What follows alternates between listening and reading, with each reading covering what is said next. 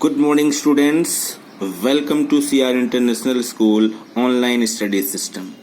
Dear students, आज का अपना टॉपिक है फिगर्स ऑफ स्पीच, जिसको हिंदी में अलंकार बोलते हैं। फिगर्स ऑफ स्पीच का प्रयोग हम इंग्लिश में क्यों करते हैं?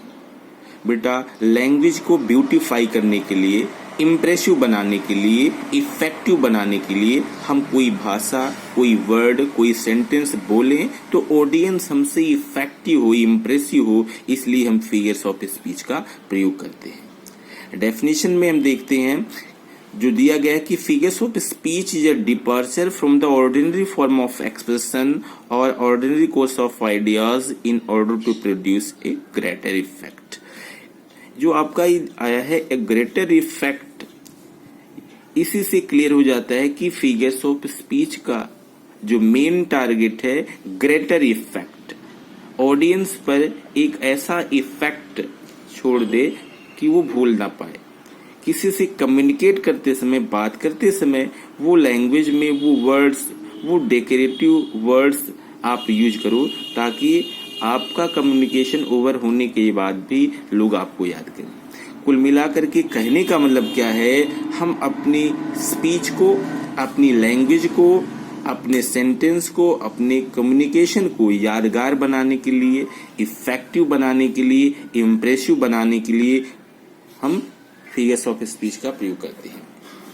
फिगर्स ऑफ स्पीच कई प्रकार की होती हैं। चलिए सबसे पहले हम बात करते हैं सिमिली की बात करते हैं। ये सिमिली क्या है? सिमिली हिंदी में उपमा बोलते हैं। सिमिली में हम दो वस्तुओं के बीच कंपैरिजन करते हैं। जिन दो वस्तुओं के बीच कंपैरिजन करते हैं वो दोनों अलग कास्ट की होती हैं, एक कास्ट की नहीं होती है। क्योंकि यहाँ पर कंडीशन है, in a simile a comparison is made between two objects of different kinds which have at least one point in common. The word as, like and so are used. As, like and so are used for comparison. As, like और so का प्रयोग करते हैं simile में। कुल मिलाकर के कहने का मतलब क्या है, अगर सिमिली में हम कंपैरिजन जो करते हैं एक ही कास्ट के बीच करते हैं तो कोई सिमिली नहीं होगी, मात्र कंपैरिजन कहा जाएगा। कंपैरिजन करने के लिए कहने का मतलब जिन दो वस्तुओं के बीच कंपैरिजन करेंगे वो दोनों अलग कास्ट की होनी चाहिए, which have at least one point in common, और दोनों में कम से कम एक क्वालिटी कॉमन हो। तो ये दिया है कि between two objects different kinds, two objects of different kind, जिनके बीच कंपैरिजन करेंगे वो दोनों अलग कास्ट की। चलिए एग्जांपल देख लेते हैं। Rana Pratap was like a lion in the battlefield. Rana Pratap was like a lion in the battlefield. युद्ध भूमि में राणा प्रताप एक शेर की तरह थे। यहाँ पर की तरह वर्ड, जो लाइक वर्ड है, यही इंडिकेट करता है कि ये सिमिली है, क्योंकि डेफिनेशन में बताया गया एज का प्रयोग, लाइक का प्रयोग और सो का प्रयोग अगर हो तो हम समझ जाते हैं कि ये सिमिली है। In the same way second example you can see the righteous shall flourish as the palm tree.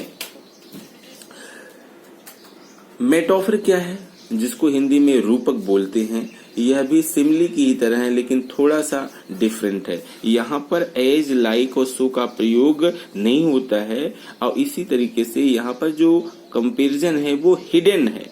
As, like और सो का प्रयोग किए बिना जो कंपैरिजन होता है, इसीलिए बोलते हैं a metaphor is an implied simile. Implied का मतलब होता है छुपी हुई, एक तरह से सिमिली है। यानी यहाँ पर एज, लाइक और सो का प्रयोग दिखाई नहीं देगा लेकिन फीलिंग्स वही होगी। चलिए देख लेते हैं। यहाँ पर एग्जाम्पल जो दिया है, the camel is the ship of the desert.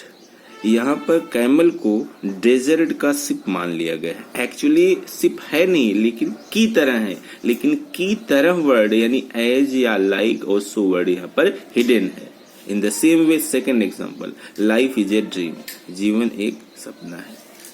Personification में क्या होता है, पर्सोनिफिकेशन में लाइफलेस ऑब्जेक्ट्स और अब्स्ट्रैक्ट आइडियाज का हम ऐसे वर्णन करते हैं जैसे उनमें जीवन है। निर्जीव वस्तुओं का और ऑब्स्ट्रैक्ट आइडियाज का ऐसे वर्णन करते हैं जैसे उनमें जीवन हो, जैसे कोई ह्यूमन बींग्स जो एक्टिविटी करता हो वैसे इस तरह की एक्टिविटी होती है। कह सकते हो in personification lifeless objects, inanimate objects और ऑब्स्ट्रैक्ट आइडियाज और नोशंस और spoken as having life and intelligence. चलिए, death lays his icy hands on kings, मृत्यु अपने बर्फीले हाथ को राजाओं पर फेर देती है। Death lays his icy hand on kings, मृत्यु अपने बर्फीले हाथ को राजाओं पर भी फेर देती है। हाथ फेरना, हाथ मोड़ना एक ह्यूमन बींग्स की क्वालिटी है, लेकिन यहाँ पर जो है डेथ को पर्सोनिफाइड किया गया है, इसलिए यहाँ पर पर्सोनिफिकेशन है। In the same way, second example, the tree shook its branches angrily. गुस्सा दिखाना, हंसना, ये सारी क्वालिटीज ह्यूमन बींग्स की हैं, लेकिन यहाँ पर ट्री को इस तरीके से बिहेव करते हुए दर्शाया गया है। So here it will be personification. So dear students, I hope that you have got all these points. Remaining parts of figures of speech I will cover in next video. Okay, thanks.